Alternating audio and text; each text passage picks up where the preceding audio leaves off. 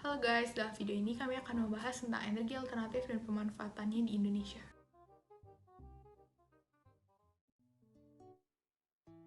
Sekarang saya akan menjelaskan mengenai energi terbarukan.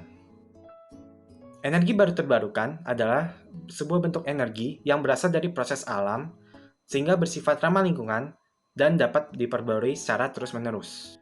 Energi baru terbarukan ini merupakan pengolahan energi dari proses alam yang dilakukan secara berkelanjutan dan dijadikan sebagai sebuah sumber energi alternatif. Energi baru dan terbarukan ini memiliki sifat ramah lingkungan, maka karena itu, mereka berkontribusi dalam mengatasi pemanasan global dan mengurangi emisi gas karbon dioksida. Setelah kita mengetahui apa definisi dari energi baru terbarukan, sekarang kita akan mengetahui dan memahami tentang energi alternatif. Energi alternatif merupakan segala sumber energi yang dapat digunakan sebagai pengganti bahan bakar konvensional tanpa dampak negatif, serta merupakan sumber energi yang dapat diperbaharui. Seperti yang kita ketahui, pada umumnya, dalam kehidupan sehari-hari manusia sering kali menggunakan bahan bakar fosil untuk menghasilkan energi.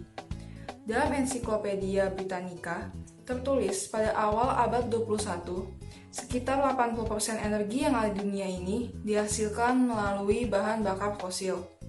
Secara umum, bahan bakar fosil tersebut dapat berupa batu bara, minyak bumi, dan lainnya yang berasal dari makhluk hidup yang telah mati dan terkubur dalam tanah jutaan tahun yang lalu. Namun, bahan-bahan bakar fosil ini, jika digunakan secara terus-menerus, akan berdampak pada krisis energi. Oleh karena itu, energi alternatif sangat diperlukan sebagai pengganti bahan bakar konvensional yang sifatnya ramah lingkungan serta dapat diperbaharui. Energi baru terbarukan yang akan kami bahas dalam video ini adalah energi air, energi surya, dan energi angin. Sekarang, saya akan menjelaskan mengenai energi air. Energi air itu merupakan salah satu energi alternatif yang dapat dimanfaatkan dengan mengubah arus air menjadi energi listrik.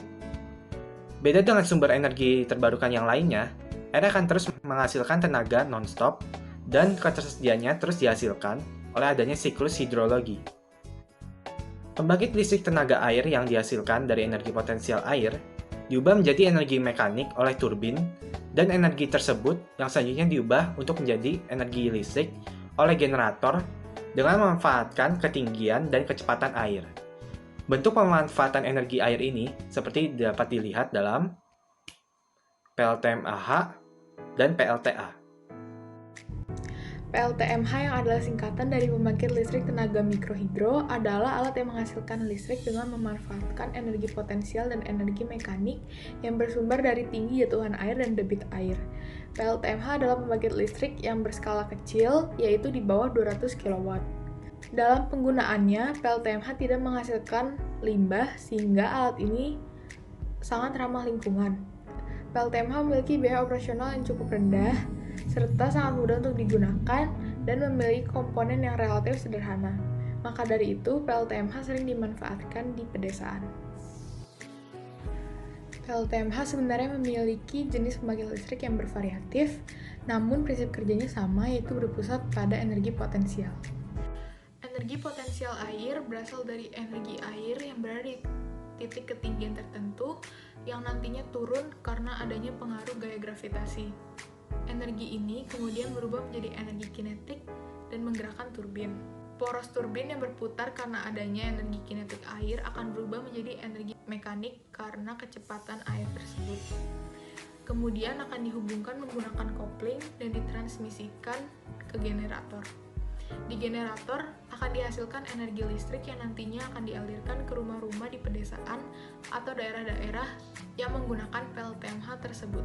Dari prinsip kerja PLTMH didapatkan rumus untuk menghitung daya potensi air, yaitu P sama dengan Rho dikali G dikali H efektif dikali Q dikali eta, dengan P sama dengan daya potensi air, G adalah percepatan gravitasi permukaan bumi, H efektif adalah tinggi jatuhan air efektif, Q adalah debit air, dan eta adalah efisiensi konversi dengan nilai lebih besar sama dengan 0,54 dan lebih kecil sama dengan 0,8. Sekarang kita akan memahami apa itu PLTA atau pembangkit listrik tenaga air. Pembangkit listrik tenaga air atau PLTA merupakan pembangkit listrik yang memanfaatkan arus air, energi potensial dan kinetik air sebagai penggerak turbin untuk menghasilkan energi listrik. Untuk dapat menghasilkan energi listrik tentunya PLTA memiliki cara kerja dan berbagai macam komponen di dalamnya. Komponen pertama dari PLTA adalah waduk atau bendungan. Waduk ini berfungsi sebagai tempat penampungan air dalam jumlah yang banyak, sebab untuk menggerakkan turbin memerlukan jumlah air yang cukup banyak dan air yang stabil. Waduk ini juga berfungsi sebagai pengendali banjir karena banyak waduk yang memiliki pintu air yang berperan untuk membuang air yang tidak diinginkan lagi. Yang kedua ada pipa pesat atau penstock. Pipa pesat memiliki fungsi untuk menyalurkan air menuju turbin yang dipasang pada bak penenang. Dan sedangkan ujung yang lain diarahkan pada cerobong turbin.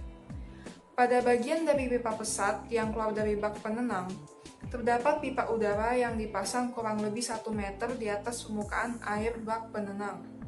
Hal ini dimaksudkan untuk mencegah terjadinya tekanan rendah apabila pada bagian dari pipa pesat tersebut ada yang tersumbat. Yang ketiga adalah turbin. Seperti yang kita ketahui bahwa gaya air yang jatuh dapat menggerakkan turbin sehingga berputar. Turbin akan mengkonversi energi potensial dari gaya jatuh air tersebut menjadi energi kinetik. Yang keempat ada generator. Generator dihubungkan dengan turbin melalui gigi-gigi putar, sehingga generator pun akan ikut berputar ketika turbin berputar. Generator menggunakan putaran turbin untuk memutar kumparan magnet dalam generator untuk menyebabkan pergerakan elektron yang membangkitkan timbulnya arus listrik AC. Lalu, generator akan disambungkan dengan menaikkan tegangan listrik yang ada sebelum ditransmisikan. Dan yang kelima adalah jalur transmisi. Jalur transmisi berfungsi sebagai pengalir atau penyalur listrik dari PLTA ke rumah-rumah atau gedung-gedung yang membutuhkan atau mengkonsumsi listrik tersebut. Sebelum listrik digunakan, tegangannya diturunkan terlebih dahulu oleh transformator step down. Untuk mengetahui daya yang dihasilkan oleh PLTA tersebut, kita dapat menggunakan perhitungan P sama dengan Rho kali H kali R kali G dan kali K. Dengan P adalah daya dengan satuan watt, H adalah ketinggian air terhadap generator dengan satuan meter, R adalah flow rate dengan satuan meter pangkat 3 per second, G adalah gaya gravitasi bumi dengan nilai sebesar 9,8 meter per second kuadrat, dan K merupakan koefisien efisiensi dengan nilai di antara 0 hingga 1.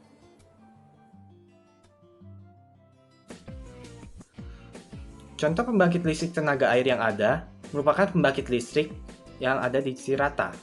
Pembangkit listrik Cirata ini memanfaatkan aliran sungai Citarum melalui bendungan air yang telah dibendung itu, kemudian menuju terowongan sepanjang 640 meter yang berada di dalam tanah, dan mampu menggerakkan turbin di 8 unit yang dimiliki oleh PLTA Cirata. Setelah melewati terowongan air menuju penstock dan kemiringan 60 derajat, yang meningkatkan tekanan dan kecepatan, air kemudian masuk dan memutar turbin hingga kecepatan putaran mencapai 187,5 rpm atau rotasi per menit.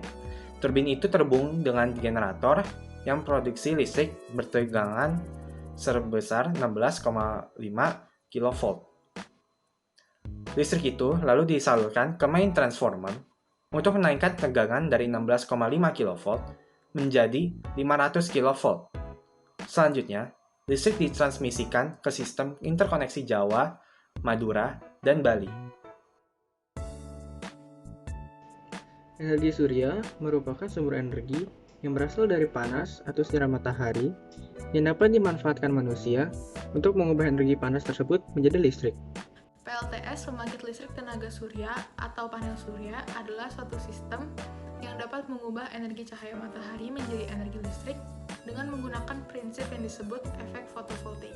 Yang dimaksud dengan fotovoltaik adalah fenomena di mana munculnya tegangan listrik karena adanya kontak dua elektroda yang dihubungkan dengan sistem padatan atau cairan saat mendapatkan energi cahaya. Pada panel surya, terdapat sel surya yang di dalamnya terdapat lapisan silikon yang dinamakan semikonduktor tipe N yang mengandung muatan negatif dan semikonduktor tipe P yang mengandung muatan positif. Ketika cahaya matahari mengenai semikonduktor tipe N dan semikonduktor tipe P yang menempel, elektron di semikonduktor tipe N akan bergerak menuju semikonduktor tipe P dan mengisi lubang-lubang yang ada di semikonduktor tipe P. Karena itu, terbentuk daerah depresi, yaitu daerah di mana tidak ada elektron dan lubang bebas, dan terbentuk juga arus listrik DC. Arus listrik DC kemudian dialirkan menuju baterai untuk mengisi daya baterai hingga penuh. Namun, ternyata kebanyakan peralatan rumah tangga menggunakan arus AC, bukan arus DC, sehingga arus DC perlu diubah terlebih dahulu menggunakan konverter. Di konverter, arus DC diubah menjadi arus AC atau dinamakan arus bolak-balik. Setelah itu, arus AC dapat diteruskan dan digunakan pada keseharian. Contoh PLTS di Indonesia adalah PLTS di Sulawesi Utara, tepatnya di Desa Wineru, di mana terdapat 64.620 panel surya. PLTS ini menyalurkan 15 MW listrik setiap harinya dan 3 MW listrik ketika hujan. PLTS ini dibangun pada akhir tahun 2017 dan memakan waktu 1,5 tahun untuk pembangunannya. Saat ini, PLTS ini merupakan PLTS terbesar di Indonesia. Energi angin merupakan pemanfaatan sumber daya alam berupa angin yang dapat dikonversikan menjadi energi listrik menggunakan turbin atau kincir angin.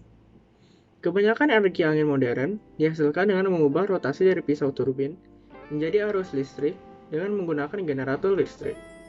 Pada kincir angin, energi angin digunakan untuk memutar peralatan mekanik untuk melakukan kerja fisik. PLTB merupakan salah satu energi alternatif yang mengkonversi energi bayu menjadi energi listrik. Energi ini memanfaatkan turbin atau kincir angin sebagai generator. Sumber daya ini tentunya menggunakan angin yang sifatnya tidak terbatas dan tidak dapat menimbulkan pencemaran.